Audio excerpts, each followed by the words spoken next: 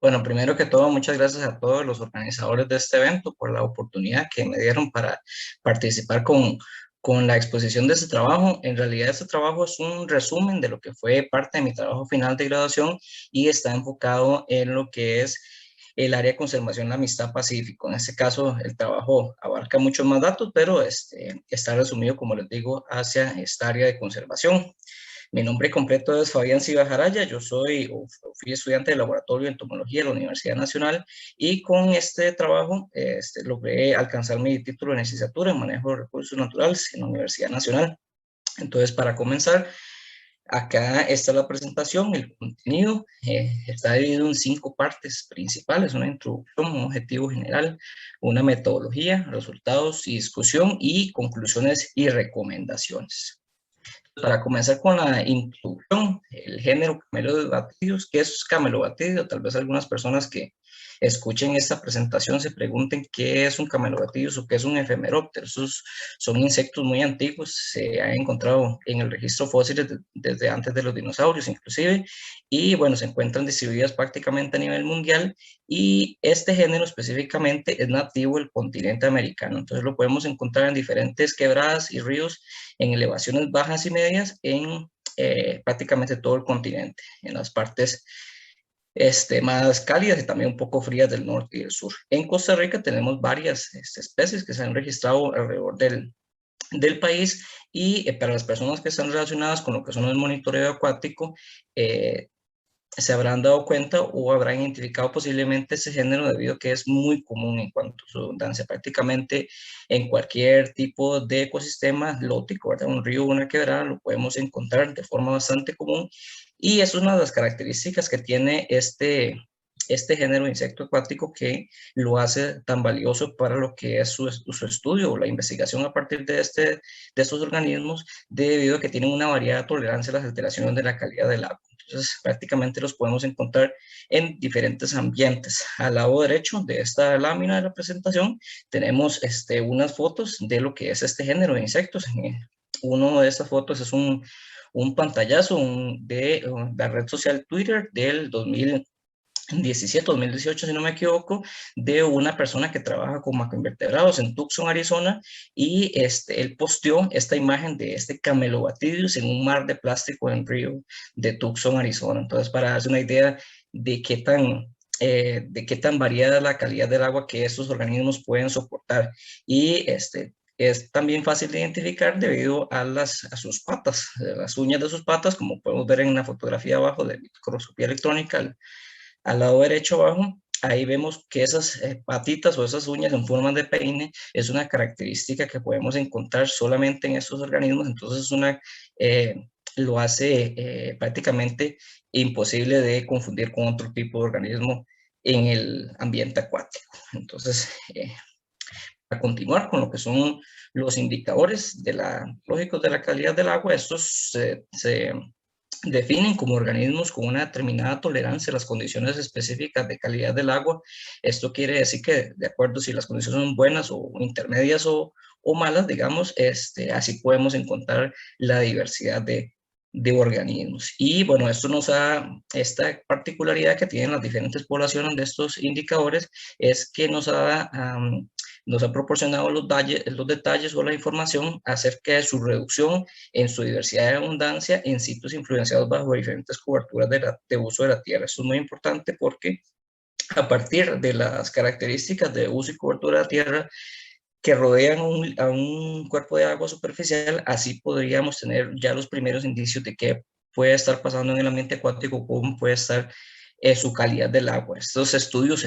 usando indicadores biológicos de calidad del agua ya tienen varios años de utilizarse en Costa Rica. Las primeras aplicaciones fueron a final de los años 80 en la Universidad Nacional, y puntualmente se desarrollaron algunas investigaciones en la cuenca del río o la subcuenca del río Virilla, en la parte de Heredia, y posteriormente en otros tipos de ambientes acuáticos, más que todo cerca de centros urbanos. Y bueno, dada esta utilidad tan enorme, tan grande que tienen estos insectos o estos indicadores en general, bueno, se terminan consolidando como una herramienta ya en la legislación, que es el reglamento para la evaluación y clasificación de la calidad de cuerpos de agua superficial, que incorpora estos macroinvertebrados o insectos acuáticos o todos esos animalitos que viven en el ambiente acuático como una característica que es oficial para poder determinar la calidad de un cuerpo de agua superficial. Esto junto con lo que son detalles sobre lo que es la calidad físico-química, también algunos análisis que se pueden hacer complementarios para poder en su totalidad definir cómo está un cuerpo de agua superficial. Entonces, para continuar con lo que es la introducción, vemos que gracias a la investigación que se ha llevado a cabo por diferentes investigadores en el país, se han determinado diferentes impactos negativos de diferentes coberturas de la tierra sobre la calidad del agua. Y como les mencionaba, se ha identificado que estas coberturas del uso de la tierra pueden ser fuertes predictores de los efectos en el ambiente acuático, tanto así que, bueno, ya se ha reconocido también en la legislación por diferentes iniciativas que hay en la legislación que son medidas o que tienen medidas para la conservación y reforestación de los bosques ribereños, la prohibición general a contaminar de forma directa o indirecta las aguas superficiales con diferentes residuos o vertidos. Y tenemos también que, a pesar de toda esa legislación, una de las características más importantes que definen la calidad del agua en este país es que la gestión del saneamiento por parte de las instituciones reguladoras ha sido reconocido por diferentes investigadores como el principal factor de la vulnerabilidad a la contaminación en las quebradas y ríos. Esto es la posibilidad de afectación por las coberturas de uso de la tierra. Se puede definir de esa forma y bueno, más adelante vamos a estar desarrollando ese concepto durante la presentación para ver cómo se aplica con este género de insectos acuáticos camelobatídeos y su investigación en los cuerpos de agua superficial en el país. Entonces son esos dos elementos principales que son de la investigación, los camelobatídeos y las coberturas de la tierra, también para ver cómo están relacionados unos con las otras y con la calidad del agua. Entonces, el objetivo general en este caso para ese trabajo fue evaluar el potencial de vindicación del género Camelobacterius de acuerdo a su presencia o ausencia en distintos ecosistemas lóticos de Costa Rica para fortalecer la utilización de los insectos acuáticos en el monitoreo del recurso hídrico. ¿Okay? Como parte de la metodología, ya para ir avanzando con la presentación, se seleccionaron para todo el estudio 28 puntos de muestreo. Estos puntos de muestreo no fueron al azar, se seleccionaron de acuerdo a diferentes regiones que fueran representativos de diferentes regiones, altitudes que fuesen de años recientes también y con sitios con y sin alteraciones. Eso es muy importante, pero los puntos de muestreo están en lugares que presentan diferentes coberturas de la tierra y en otras que presentan coberturas, digamos, boscosas o naturales. Entonces, acá podemos ver en este mapa una representación de todos los puntos de muestreo. En total fueron, como les decía, 28 puntos de muestreo y puntualmente en lo que es la región que abarca el área de conservación Amistad Pacífico, acá podemos ver lo que son 3 puntos de muestreo que están marcados con una flecha roja en la esquina superior, disculpe, en la esquina inferior derecha del mapa. En este caso son los puntos 1, punto 14 y punto 19 que corresponden a lugares dentro de lo que es esta área de conservación. Okay. Entonces la metodología está dividida en varios componentes. La primer componente fue una revisión taxonómica, que fue un estudio que se realizó para conocer a fondo lo que es este género de insectos acuáticos, el género camelobatidos, a través de fuentes bibliográficas, muestras complementarias, tanto de museos en la Universidad de Costa Rica y también en el extranjero, y también consultas con otros expertos, también tanto extranjeros como nacionales. Entonces, esta parte es muy importante para poder generar el conocimiento base sobre estos insectos acuáticos. Entonces, luego viene la vulnerabilidad a la contaminación en los 28 sitios de muestreo, que fue el concepto que les mencioné anteriormente, como la posibilidad de un cuerpo de agua de sufrir algún tipo de contaminación por las coberturas de la tierra, y para eso se hizo con un análisis de sistemas de información geográfica. Esta parte es muy importante porque a partir de zonas de influencia o también conocidas como zonas buffer, alrededor de 200 metros a cada margen del río, se hicieron desde cada punto de muestreo hasta todos los tributarios del río, se hizo un análisis de lo que había de las coberturas de uso de la tierra dentro de estas zonas de influencia a partir de imágenes satelitales. Entonces, aquí están los detalles de la fotointerpretación con los diferentes tipos de imágenes satelitales, capas temáticas y también la clasificación posterior con una clase estándar que se llama clase de Collins-Lancover para Costa Rica. Bueno, en base a estos dos primeros puntos de la metodología se desarrolló el tercer punto, que fue la clasificación de los 28 sitios de muestreo, así como los diferentes organismos que se encontraron, como una vulnerabilidad alta, media o baja para la contaminación y así el tipo de tolerancia para los organismos que se encontraron, ¿verdad? Muy tolerantes, una tolerabilidad media o algo tolerantes y poco tolerantes. Y para finalizar, también se llevó a cabo un análisis estadístico con varios tipos de pruebas. Ahí de estas pruebas, la más importante, la que cabe más resaltar, es la pertenencia a la vertente y a la elevación en el sitio de muestreo. Entonces, este análisis se llevó a cabo para ver qué tan relacionados estaban los diferentes organismos con lo que es la vertiente y también la altitud a la que fueron colectados. Ok, ya para ir ya en la parte de resultados y discusión, y vamos a ver lo que fueron los resultados de la diversidad morfológica o la diversidad del género Camelobatius en los diferentes puntos de muestreo. Y bueno, en total se pudo identificar una sola especie y 12 diferentes morfoespecies en todos los 28 sitios de muestreo. Esto es muy importante porque de todo el análisis que se hizo, el análisis taxonómico, que es el análisis en el cual se identifican las diferentes especies, solamente se identificó una especie y 12 todavía están pendientes. Entonces estamos trabajando en el laboratorio de entomología de la Universidad Nacional todavía en la definición de especies de estos morfotipos que, bueno, la mayoría de ellos se espera que salgan publicados como nuevas especies, nuevos registros para el país en el próximo año. Entonces esperamos que se desarrolle de esta forma y así terminar de completar o cerrar este ciclo de identificación de especies. Por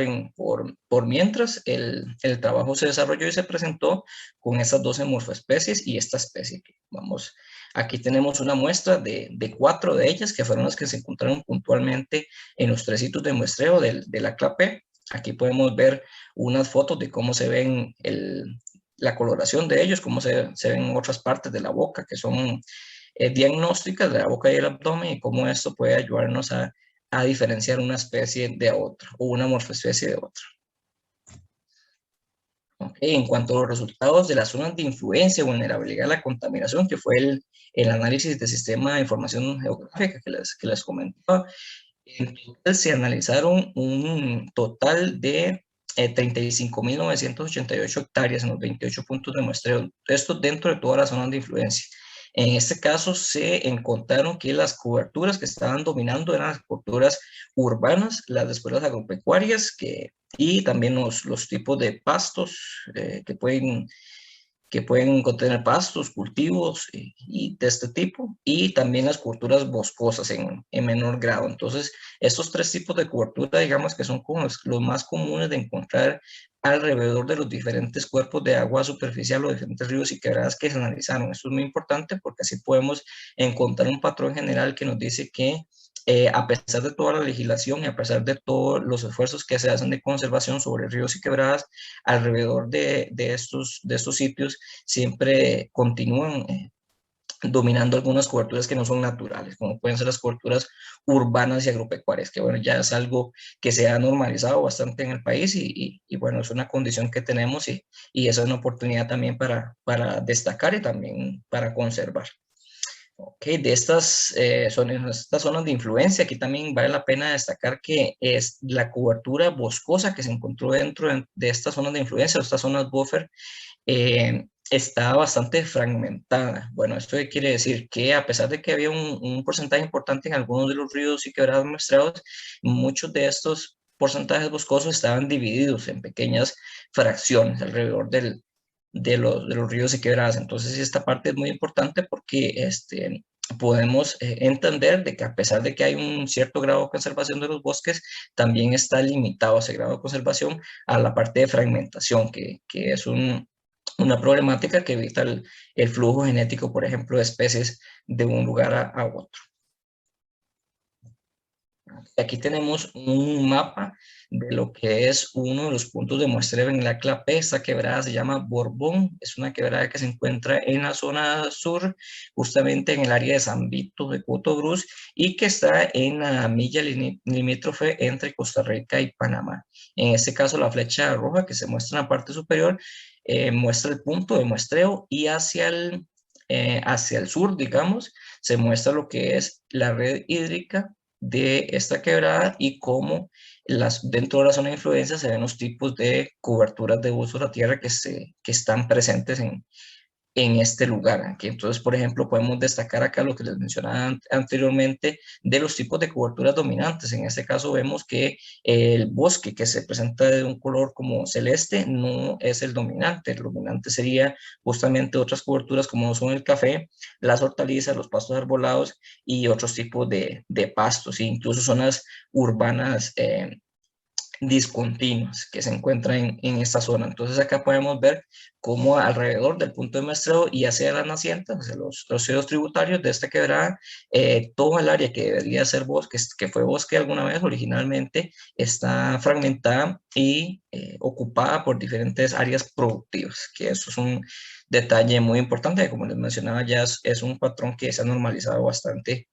en el país y que se puede encontrar en esos tipos de agua. Entonces, este tipo de quebrada, con esta condición de conservación, se determinó con una alta vulnerabilidad a la contaminación, de acuerdo a las diferentes coberturas, y para ejemplificar una vulnerabilidad a la contaminación media, aquí tenemos otro de los puntos de muestreo, que es el río Chirripó, que es un río bastante conocido, ¿verdad? En la zona sur, en el área de Pérez Celedón. Es un río que nace justamente del Cerro Chirripó. La mayoría de sus tributarios, o todos sus tributarios, están en esta cordillera, y bueno, inclusive podemos encontrar partes que están en un color como verdecito, como un verde limón, que muestran lo que son áreas de páramo, inclusive, que son zonas donde el río, digamos, nace, algunos de sus tributarios nacen, y a medida que vamos bajando, ¿verdad? Eso es igual, de la misma forma que en el mapa anterior, la flecha roja marca el punto negro de muestreo y hacia arriba los tributarios. Entonces vemos cómo a medida que vamos bajando de los tributarios hacia el punto de muestreo, vemos cómo la cobertura natural boscosa se ha ido perdiendo poco a poco para dar campo, digámoslo así, a eh, otros tipos de coberturas o otros tipos de producción que pueden ser igualmente áreas productivas, agrícolas, este, o inclusive pastos o charrales, e inclusive también zonas urbanas, también en este caso zonas urbanas discontinuas, ¿verdad? No esperamos ver en un área como en este río un centro urbano grande, sino áreas discontinuas, caseríos o algunas casas que están diseminadas alrededor de lo que es el río, o alrededor de esos 200 metros de zona de influencia que se determinaron a cada margen del río. Entonces, en este caso vemos que la cobertura boscosa es bastante más de lo que es en la otra quebrada. Vemos como todavía se conserva un grado importante de lo que es esta cobertura boscosa. Entonces, podemos también, a partir de los datos, identificar o clasificar este tipo de quebrado o este río como vulnerabilidad media. En realidad, en el ACLAP solo encontramos o solo se muestrearon dos tipos de ríos y quebradas, con vulnerabilidad media y vulnerabilidad alta. En este caso no hay ejemplos de ríos con una conservación, digamos, por ejemplo, más del 90% de la cobertura boscosa. En este caso no se encontraron muestras de este género de insectos acuáticos. Recordemos que el punto de muestreo es el punto de muestreo de Camelobacterius. Para continuar con lo que es la vulnerabilidad a la contaminación y la tolerancia del género de estos insectos acuáticos, esa tabla resume absolutamente todos los resultados de lo que fue la parte de análisis del sistema de información geográfica y lo que fue la identificación taxonómica. Entonces, en este caso vemos cómo, de acuerdo a los porcentajes en el cuadro, los porcentajes de zona de influencia con áreas urbanas y agropecuarias, a partir de estos porcentajes, todas las quebradas y ríos se dividieron de acuerdo a su vulnerabilidad, y las morfoespecies también se dividieron en esta parte. Entonces podemos ver como el cuadro resume áreas urbanas agropecuarias de 59 o 90% que se consideran como vulnerabilidad alta, áreas urbanas agropecuarias entre el 5 y 58% que se consideran como una vulnerabilidad media, y áreas urbanas agropecuarias entre el 0 y el 4%, que fueron apenas 4 ríos y quebradas de los que se muestrearon, de los 28 puntos de muestreo que cumplen con esta condición de una vulnerabilidad baja. Entonces, los ríos y quebradas que están en negrita, que son Borbón, Tambor y Chirripón, estos 3 puntos de muestreo representan lo que es el ACLAP, y al lado derecho, donde dice morfoespecies, en la cuarta columna a la derecha, en este caso podemos ver las morfoespecies en negrita, que son 9, 11, 7 y 13, que estas están distribuidas de acuerdo a la vulnerabilidad a la contaminación. También fueron clasificadas. Entonces vemos, por ejemplo, que algunas de esas morfoespecies, 9 y 11, podemos encontrarlas en sitios con lugares con alta o contaminación, vulnerabilidad alta o media a la contaminación. Bueno, eso nos puede indicar que esos organismos tienen una alta tolerancia a lo que son las condiciones ambientales alteradas, que era lo que hablábamos al principio, que es lo que se conoce de forma genérica de esos organismos. Y otras morfoespecies como la 7 y la 13 se encuentran o se encontraron exclusivamente en sitios con una vulnerabilidad a la contaminación media, con mejores condiciones de calidad del agua o mejores condiciones esperadas en este caso. Entonces podemos ver que hay una diferenciación de lo que fueron dos morfoespecies tolerantes, bastante tolerantes a las alteraciones, y otras dos que contrastan y ya no son tan tolerantes, sino que prefieren lugares bastante más conservados. Entonces, en cuanto a las especies morfoespecies muy tolerantes, para visualizarlas de mejor forma, aquí como les decía, la morfoespecie 9 y la morfoespecie 11, en estos casos se encontraron en ríos y quebradas con esta vulnerabilidad a la contaminación alta, y como les decía, en el caso de Clapea es un lugar típico de donde la cobertura boscosa está ocupada por cobertura agropecuaria o urbana, y también, y lo que domina son las coberturas agropecuarias. Y estas morfoespecies también se encontraron en otros sitios del país, específicamente en la GAM. Entonces, por ejemplo, la morfoespecie 9 es un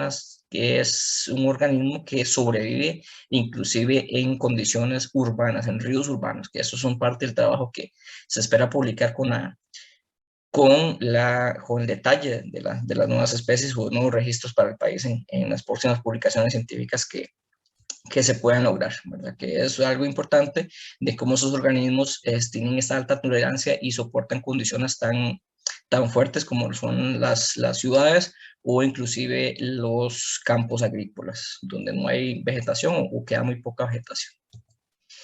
Y por el contrario, ¿verdad? Como les decía, habían dos morfoespecies que se encontraron solamente en lugares con condiciones mejores de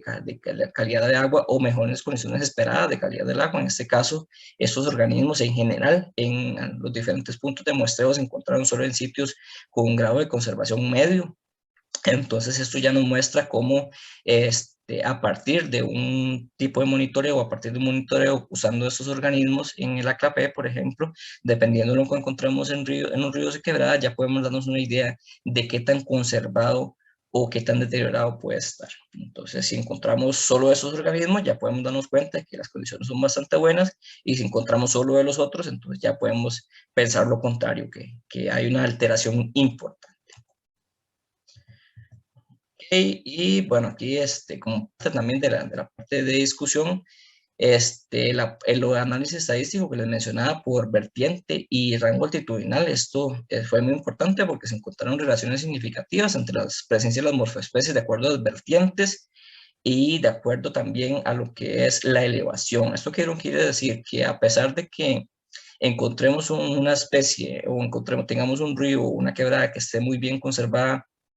depende de la altitud y de la elevación y la vertiente en que estemos, así va a ser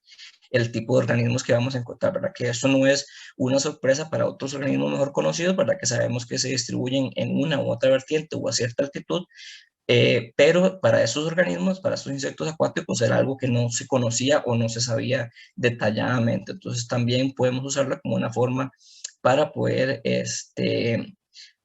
detallar o para poder hacer uso de los datos de una mejor forma, digamos, de una forma más